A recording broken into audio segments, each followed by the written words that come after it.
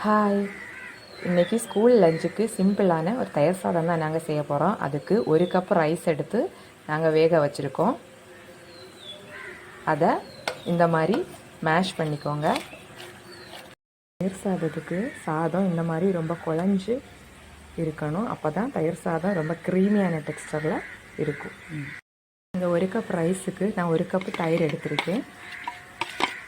தயிரும் தேவையான அளவு உப்பும் சேர்த்து நல்லா மிக்ஸ் பண்ணிக்கோங்க.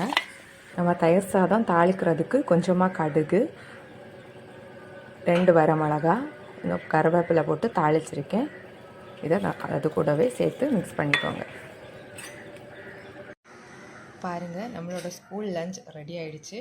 இது குழந்தைங்க எல்லாருமே ரொம்ப விரும்பி சாப்பிடக்கூடிய ஒரு லஞ்சு. ட்ரை பண்ணி பாருங்கள்.